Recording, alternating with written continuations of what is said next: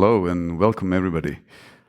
I have with me Josep. Yes. Right? Thanks so much for joining and having this talk with me. And I think we're going to cover a lot of things from Kafka and Flink, then switching to business models that support that, then see how we contribute back to the open source and how the cycle of innovation works and basically business upfueled. And then we can close with a bit of techie stuff. Yes. Right? Keep and flip. Yeah. I think we can start essentially by opening the floor about Kafka and Flink, why they work so good together. I mean, looking at the opening keynote, it's Kafka everywhere, PlayStation, NordLB, etc.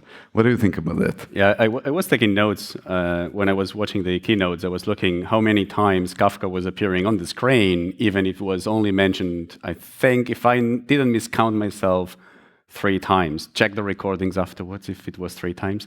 But it was mentioned 3 or 4 times. Flink was mentioned too many to basically keep track of it. But everyone who was mentioning Kafka mentioned it as in, that's my center of my data, and I need that. That's my infrastructure. And then I'm using Flink to produce value for my company. And that's where I see both as well. So Kafka is in the center of getting and ingesting the data, and Flink is one of the key parts of producing the value to the end customer for the value that the company produces. Exactly. So yeah, I'm with you there. So definitely they work in pair so well. And Flink is obviously a sales processing engine. So many things said. So I think we should not talk further on that. So maybe we can mention a couple of use cases that we see on the field. Like I've chosen this fraud detection before and after. So we can maybe touch upon that in Customer 360. Yep. And for example, one of the first jobs that I had really long time ago was on fraud detection. And cool. The timeline between something happening and we detecting fraud was usually days, sometimes. So nowadays we can talk about seconds and not anymore days. And that's one of the big shifts that we did as an industry. Yeah. We went from an unimaginable thing to detect fraud on real time to now do it. Now it's not science fiction anymore. It's a reality. Exactly. Definitely. I mean, it's basically something that taken de facto is granted, but it's actually what this foundation of the real time gives us with fraud detection. And yeah, so the fraud detection, but also I chose the Customer 360. I think it's worth mentioning that the Customer 360 use case before that, what we've seen before real-time Flink and Kafka in the game, was really not giving the real outcome of personalization actions that you have to do on the click streams and whatever customer does. So now with the Customer 360, with our new, so to say, partnership and Flink and Kafka, it's kind of transformed in really real-time 360 use case. Correct. So before, it was taking a long time, not just because we didn't know how to do these things. It was we lacked the tools to make it happen in a real, quick, fast, and real-time manner. And you can see on this slide, you can see the ones like CSV files. I guess, how many of you have worked in CSV files as an ingestion mechanism for, yeah, I can see one hand over there, another hand over here. How many of these systems were actually just querying SQL table? Yeah, so those things were unimaginable right now to say, like, there is nothing else I can do, and there is nothing else I will ever do in my life. That would be my life for the next years. But suddenly innovation happens, and we move things forward. And that's basically what we are achieving now, with Kafka being in the center of it, ingesting all the data, massive amounts of data, real-time data. Then Flink comes in, takes that data in, and then you can process it, manage it, change the data, get all the insights you need, and get over and do what you need to do as your business. Either it's fraud detection, if it's any of the other things, click analysis. PlayStation, what they were doing with the parenting app and checking how much your kids are online and playing games. All these things before were unimaginable. We couldn't do Exactly. I mean, taken for granted, I think. Yeah. Let's touch about Aiven and Ververica and how partnering together, you as a managed open source kind of business model, and we are open core. Yep. How does it really work together? So being backed on what we offer as a business, absolutely, for the business model. So Aiven offers, among other things, because we just not offer Kafka, we also offer Postgres, we also offer ClickHouse and other tools. But what probably matters to many of you is Kafka. We offer a managed service Kafka. And you can go to our platform and create a Kafka starting up in seconds. And our partnership continues to have what happens after Kafka, right? So you could, yes, connect Kafka to some other tools and you can pass them to ClickHouse and you can do many awesome things, but there will be use cases that you have that you need to get that data out, process it, and change the shape of the data to get the insights that you need. For that is when we partnered with Ververica, and we are basically, and I will say that thing and I will explain why, we are the biggest open source Kafka service provider in the world. And you might be wondering, you are now doing a exaggeration over there, but we are the only ones running in the open source. We are the only ones who run open source Kafka. All the other ones run some forks, and you never know exactly what is being run there. In our case, you know exactly what's being run, and it's Apache Kafka. So what we bring is an excellent Kafka expertise, and from the consumer and customer point of view, you see a seamless action and unification of that layer. You need a Kafka, you need a Flink, you just put them together and you focus on your problems, which is what you should be focusing on, your user problems, your consumer problems, and not infrastructure problems or pipeline connecting things. Exactly. So I think your model, I would call it maybe quote unquote managed open source ecosystem, yes, which is quite powerful, where actually the customers think about their business and you manage everything and obviously contribute back with. And our open core model, essentially that fits everywhere, this is where we partner really good. So we actually don't want to do what you're doing. Exactly. We want to innovate on Flink and be everywhere with our Vera. I was on the keynote, and essentially we can all plug into your ecosystem. I think the models work very well together. Yeah, right? Correct. So, and, yeah.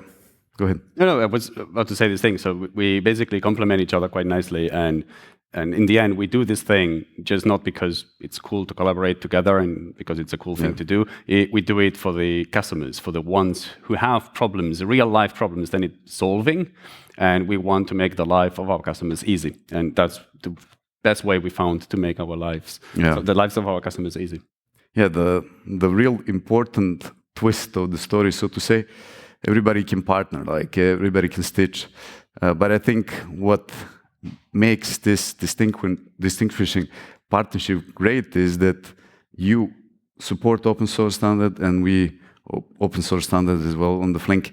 And this is true avoiding lock-in, essentially. It looks like, everybody's stitching together on the market, but you can get away of this model easily. So that brings me to, this slide, probably we can go a bit deeper here. What do you think? Yeah, how that looks like? Yeah, we can go a little bit deeper as well, yes. So that's basically one of the views that you can see over there. So a similar slide like this one you've seen today in basically in the keynotes, but we have the ingestion types, and you can see that one of the first one appearing on your left is the Kafka topics, basically.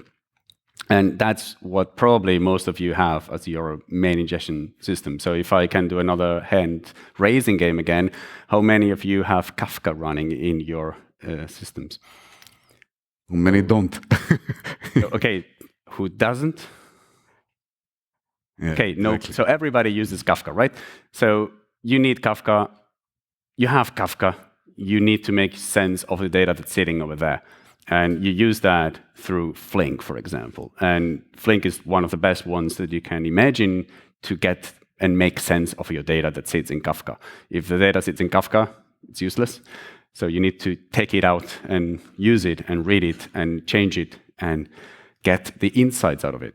And that's where Ververica comes in. Yeah, this is excellent picture actually showing like how the partnership is pluggable and unpluggable. Essentially, our open core and being everywhere allows us to partner with you, like green in the middle, and all around is your basically managed open source model. Everything is fine. Flink API, Kafka API, everything is standard. And obviously, we share the users at the end. So correct. And then you can see, for example, the Kafka one that I was saying I would probably focus on today, which is on that side. On the bottom side, we have things like ClickHouse, for example. We have Redis on the right side. So in the end, you have all the different tools around to support your business. And you can't forget about finding different providers and different vendors to solve your problems. We together can solve all your problems. Exactly. So before we switch to another slide, this is very important, the proximity to actually other components like Postgre, Kafka, and whatever not, is key to stream processing, enabling stream processing, which is cost optimized, which actually work. That's why we like to invest in this open core being anywhere. So essentially being in proximity to these things and sources and not spending a lot of time in the cloud and talking between the clouds, it's key. What we see from our customers, and that's cool. That being said, we are here because we essentially want to double down on how investing into open source, basically standards like Kafka API and Flink API, and into these ecosystems and not stitching or creating some closed or like enclosure type of tool systems is actually helping our businesses. So in this slide, we were trying to like show you the circle. It's very well-known circle, but we're just going to repeat it here, how the technology contributions actually amplify our enterprise use cases. So on the left side, we can see like how we all contribute basically to open source, and this basically multiplies many times. So when we have a managed ecosystem like your business model, we have best-in-class open core, or a lot of big corps are actually doing them themselves, right? Yeah. So you can use this. So yeah.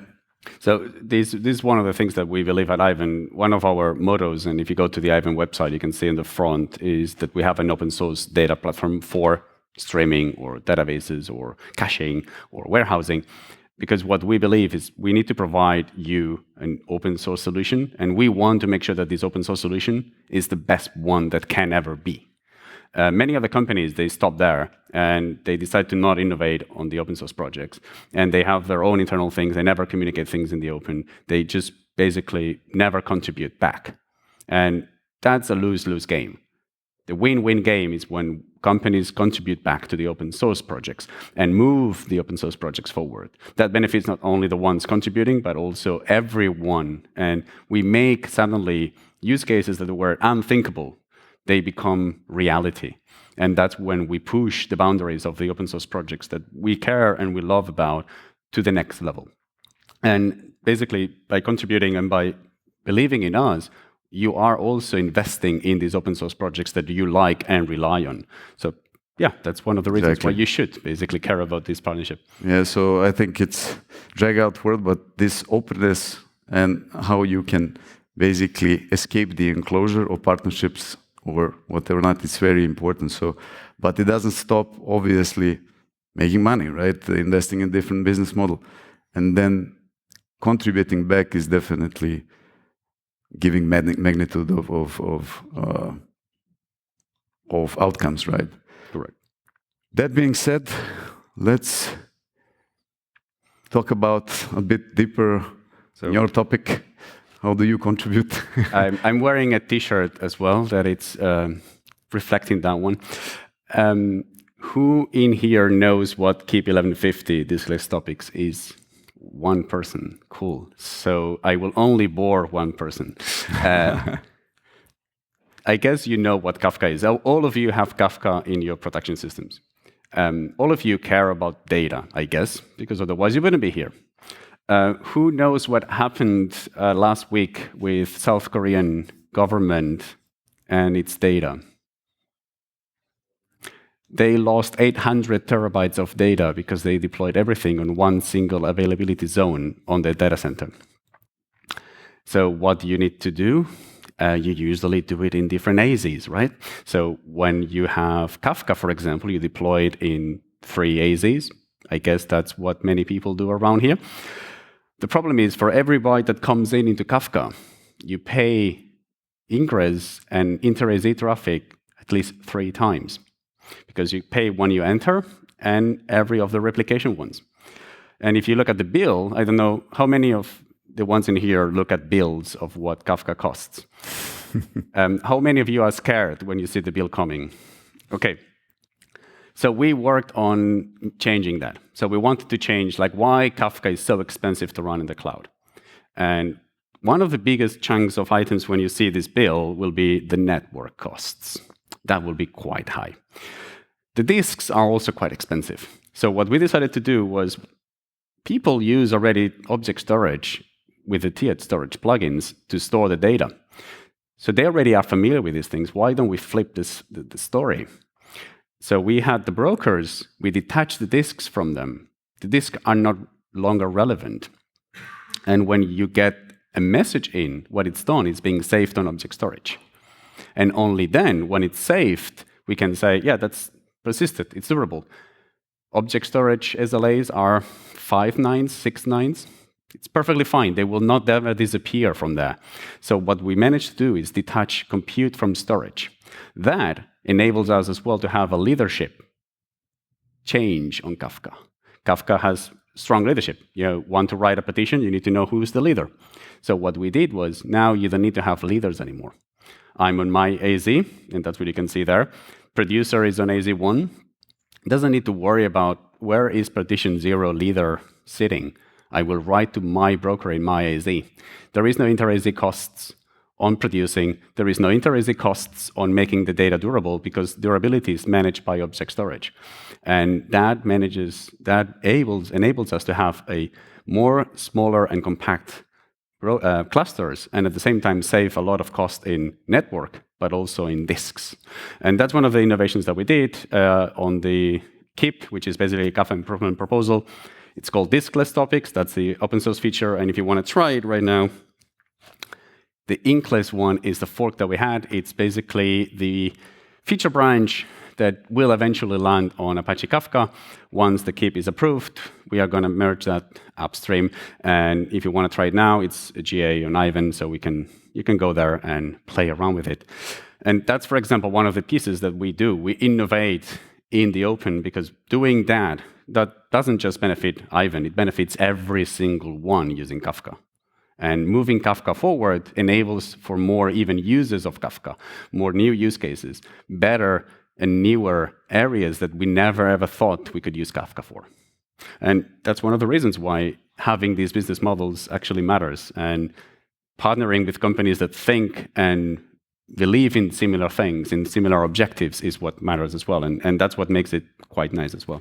Exactly. I just want to add here, above technical level, I mean, this is like first thing, it reminded me of kind of consolidation of the old storage kind of architecture, essentially getting to a shared infrastructure or shared storage disk and whatever not. And this is on the cloud native level, so to say. This is the first thing, and this is kind of no-brainer for me.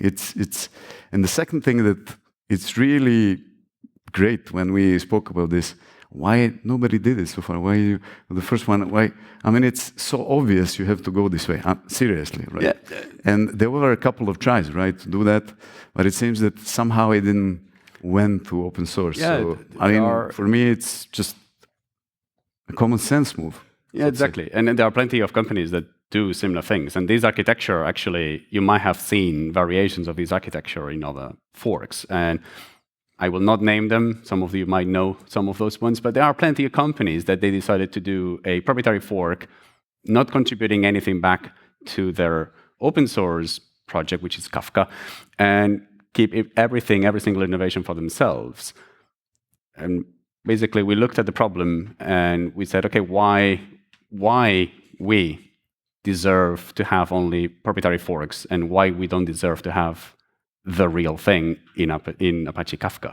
So we decided to take one and go forward and implement that one. And obviously, that's a long journey. And if you are motivated about this feature and you want to see this feature happening, please go to the mailing list, express support as well about this feature, and help us land this feature as well in Apache Kafka, and help also finding things that might be needing improvement as well.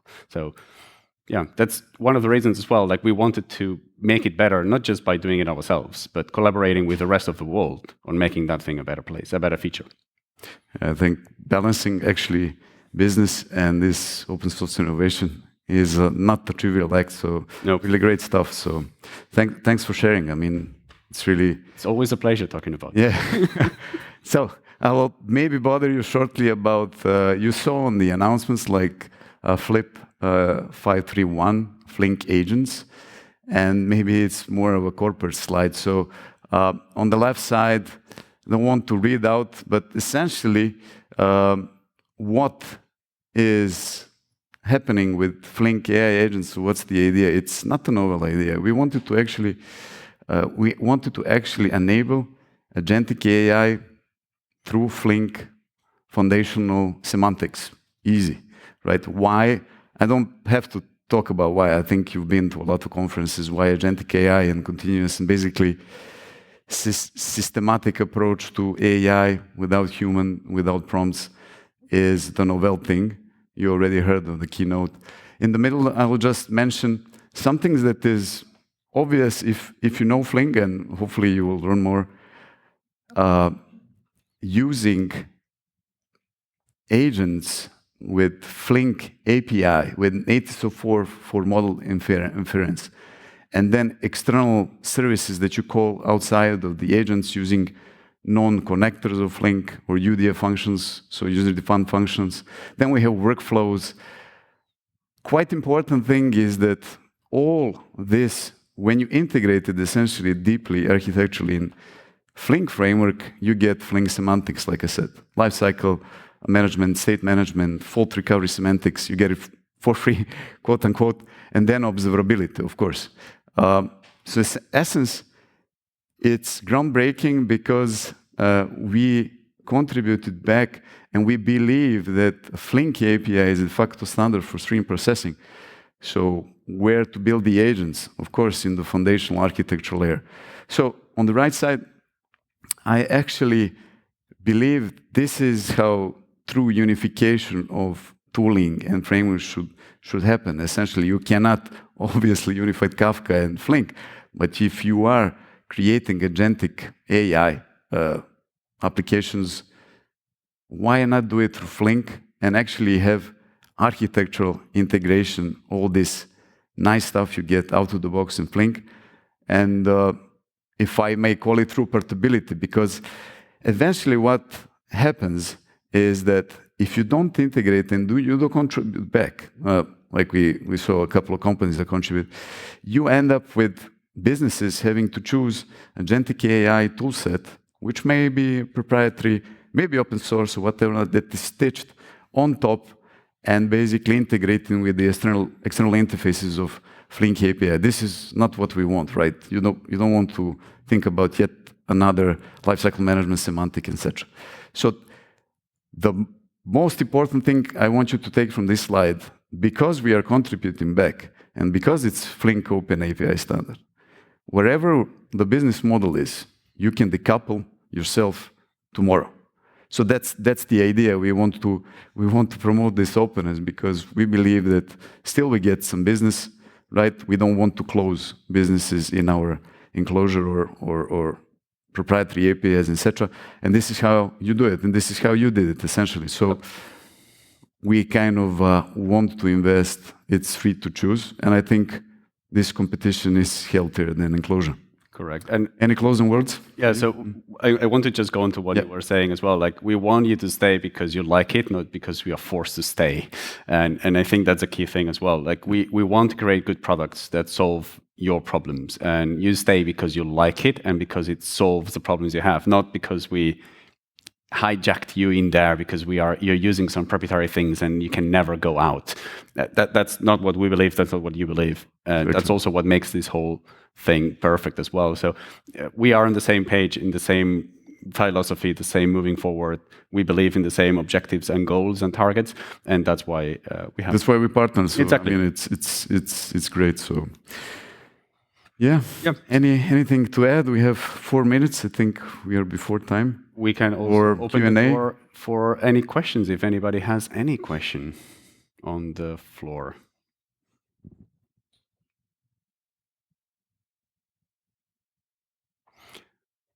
Then, otherwise, what I would say is, yeah, it was a really pleasure being here. It was really nice talking to you and with you on these topics. If you want to know more about those ones, go by Ververica or by Aiven's one. We will explain to you everything that we do. Both of us will explain you the same stories. Yeah, we are really happy to partner on this one. We are really happy to go and talk to you to know what problems we can solve for you. And you are in our minds, basically, on how we can solve your problems. Exactly. So visit our booth, ask any questions. Keep in mind, if you learn one framework like Kafka API or Flink API, you get this. So even if you're basic or advanced, you get everything. Essentially, you don't have to learn another set. So come talk to us, and yeah. Yep, it's based on open source standards. Thank you so much.